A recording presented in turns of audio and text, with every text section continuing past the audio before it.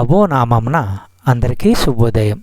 ఈరోజు దేవుని వాగ్దానము ఏమనగా హబక్కూకు గ్రంథము 2వ అధ్యాయము 4వ వచనము.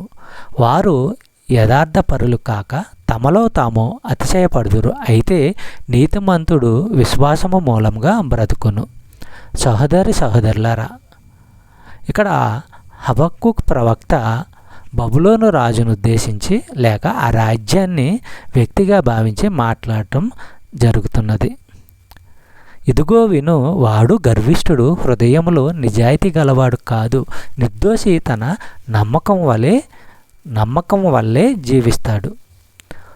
రోమీయులకు రాసిన పత్రిక 1వ అధ్యాయము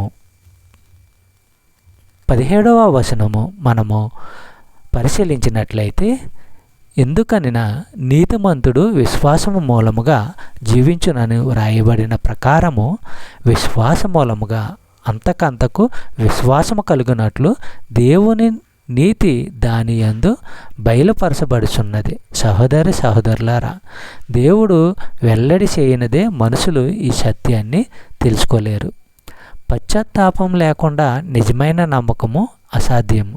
చెప్పబడిన వాగ్దానము దేవుడు దీవించి ఆశీర్వదించును గాక. ఆమేన్.